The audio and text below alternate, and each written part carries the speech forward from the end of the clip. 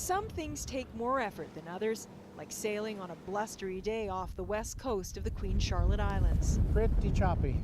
But it's worth getting bashed around a bit, and wet, when your destination is Anthony Island.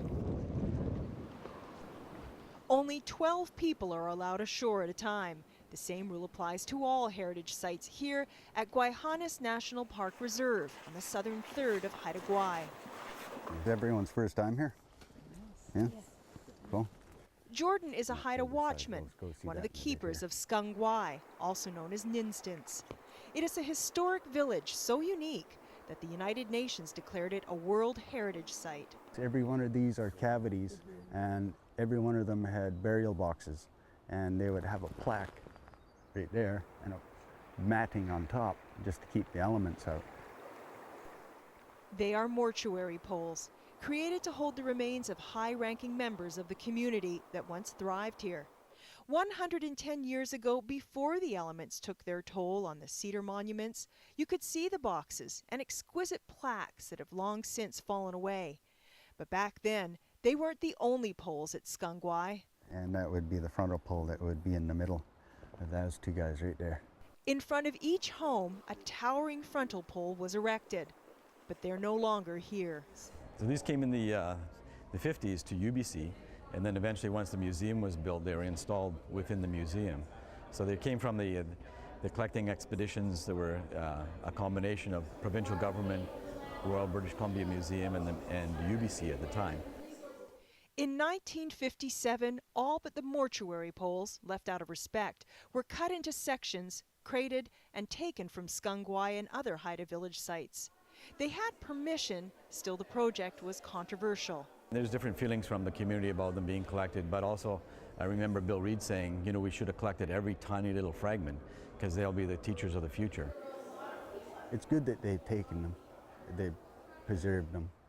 Like right now, if you had them here, they'd all be falling down, they'd all be rotted away.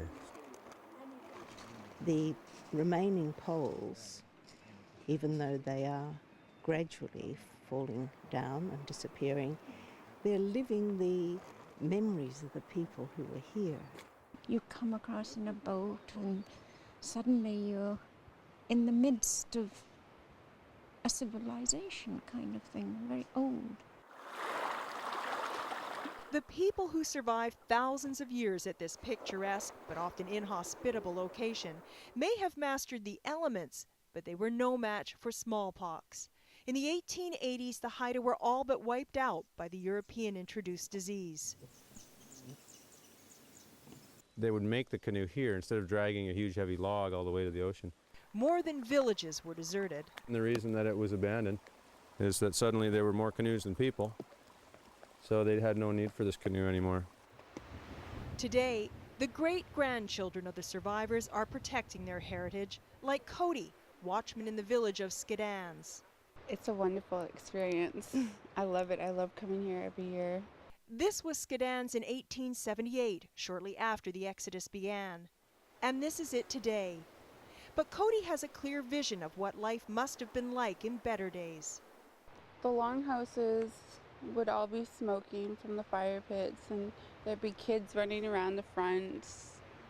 Women would be weaving cedar in the front of the longhouses or cooking the fish. I wish I could go back in time and see what it was like. So this was the chief of the village's house. Another village was Tanu. It's here that famed Haida artist Bill Reid chose to be buried. They would have made mats out of cedar bark. The only visible clues that as many as 500 people lived here are the remains of their homes. They used to look like this. 4 carved corner posts supported 6 large roof beams. Inside, 30 or so extended family members lived. Today, the beams are scattered on the ground, covered with moss, slowly being reclaimed by nature, as are the corner posts, weakened by the weight of their load. Slowly but surely, it's all disappearing. We have the opportunity to witness this now in its last stages, and it just seems wrong not to do that, to come and sort of pay our respects to what once was here.